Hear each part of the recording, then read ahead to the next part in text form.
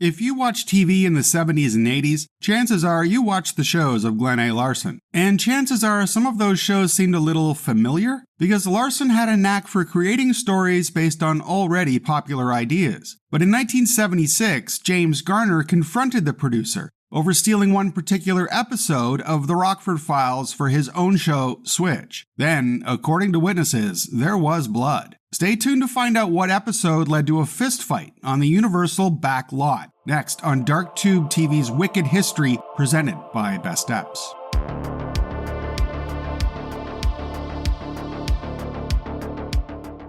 Fun fact, Glen Larson actually started out as a singer. He was one of the 4 preps, but began his TV writing career with a spec script for Roy Huggins' show, The Fugitive. Then in 1971, he hit upon an idea for making a thinly veiled TV version of the hit film Butch Cassidy and the Sundance Kid. With Huggins' help, Larson created Alias Smith and Jones. Fox Studios sued Universal over the similarities, but lost. Perhaps emboldened by this, Larson perfected his formula for blending existing pop culture elements into delicious TV smoothies, and he would go on to captain a number of series pulled from the zeitgeist. McCloud smelled strangely like Clint Eastwood's Coogan's Bluff. BJ and the Bear bore a startling resemblance to Any Which Way But Loose. Battlestar Galactica earned a lawsuit from Fox for its similarity to Star Wars, and drew scorn from Time magazine, which called it the most blatant ripoff ever to appear on the small screen. Former Universal executive Joe Swirling Jr. told Huggins biographer Paul Green that Larson seemed to have a knack for, quote, knowing just how much he could change a ripped-off movie so he could avoid a lawsuit, but he got sued all the time. Yet movies weren't the only pool from which Larson drew. Magnum P.I. had Hawaiian Eye written all over it, and NBC chief Brandon Tartikoff admitted Knight Rider was just the Lone Ranger with a car who is also Tonto. Even Larson's ill-fated cover-up had crazy strong Remington Steele vibes. Now listen, I'm a fan of Glen Larson's work, and in fairness to him, Hollywood has been repackaging proven ideas for decades. Here's Tartikoff talking about the phenomenon in 1986. We all know that there's a lot of recycling that goes on anyway with action-adventure shows, and certain of the same plots seem to turn up with the same supplier through a variety of different television series that supplier does. So according to the Copyright Alliance, ideas and concepts are not protected by copyright law. Only the unique expression of those concepts and ideas are protected. But it's just that Larson was so unapologetic about it. Television networks are a lot like automobile manufacturers or anyone else who's in commerce. If something out there catches on with the public, I guess you could call it market research. This attitude led some in the industry to dub him the Prince of Plagiarism. In his 1995 book about the making of Star Trek City on the Edge of Forever, writer Harlan Ellison dubbed Larson Glen Larceny. But Larson shrugged off the criticism as the nature of the TV beast. I think everything is derivative. It's derivative of life. It's not so much what you're doing as how you do it. You sit behind a desk and you'd be surprised at how alike all these ideas are. The networks know what they're looking for, and if you sell a show, it's because it's something the public wants. And in 1974, the public seemed to want the sting. Starring Robert Redford and Paul Newman as 2 swarthy con men, by the end of its run, the comedy caper had banked $160 million at the box office. And Larson thought it wise to twist that concept into Switch, starring Eddie Albert and Larson's high school pal Robert Wagner, as 2 swarthy con men who pull off elaborate, stings. After selling the concept to Universal, the studio asked that he make it as much in the tone of the Rockford Files as possible. So Larson approached his old pal and Rockford co-creator Roy Huggins, and Huggins passed along a handful of Rockford scripts from which Larson could take inspiration, including the show's 8th episode, a 90-minute segment called This Case is Closed.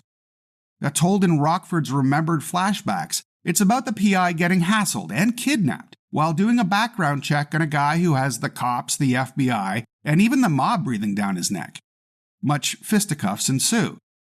Anyway, that episode aired October 18th, 1974, and featured Sharon Gless, later of Cagney and Lacey, as the woman whose fiancé Rockford is hired to look into. A few months later, Jim Garner was eating lunch at Universal when Gless approached him, having just been cast as a regular on Switch. According to Garner, in a 1983 interview with CNN, Gless told him, "Jim, we just did a Rockford."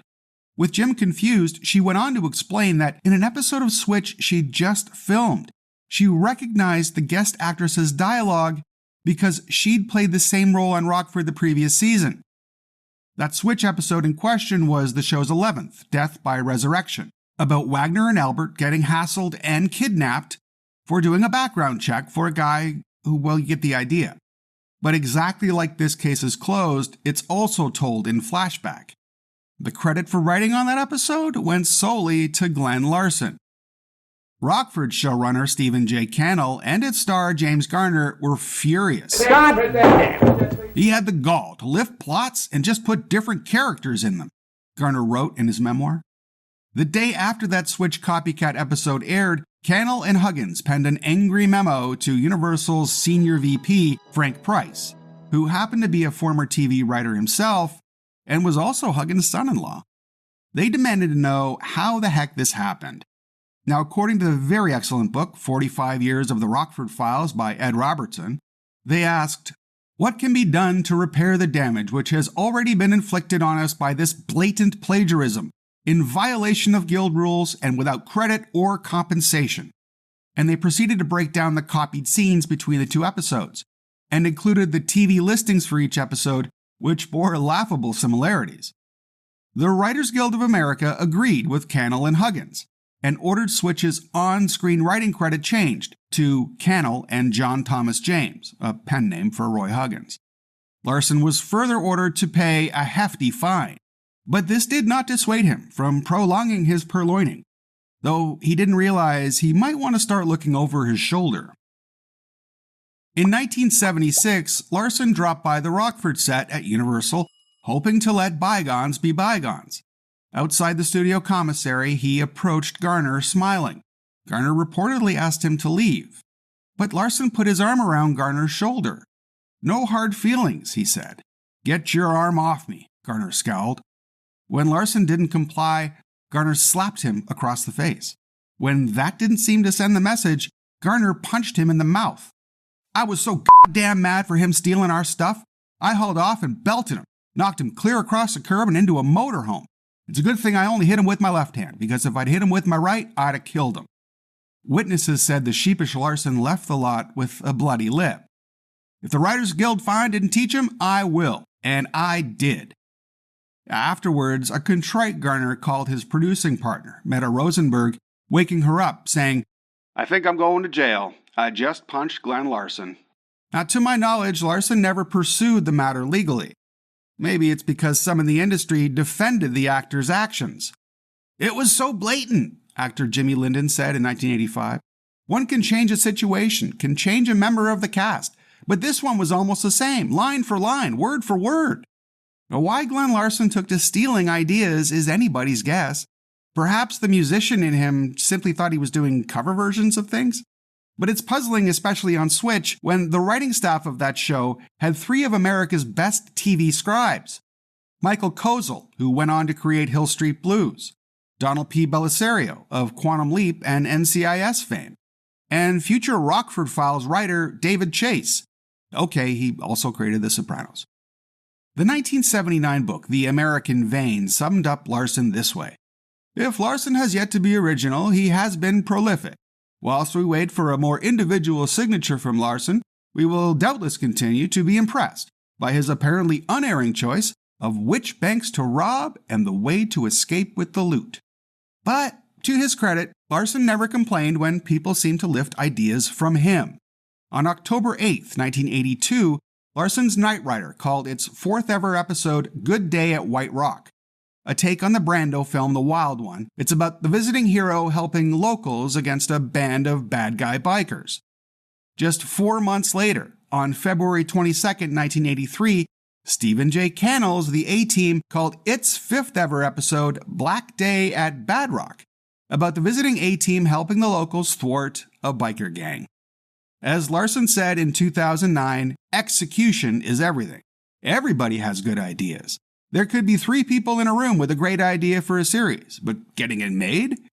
Adding, I don't discourage people from being discouraged when they say, oh, I had that idea. Good. It means you're thinking in the commercial mainstream. But getting it on the air is a long way from having an idea.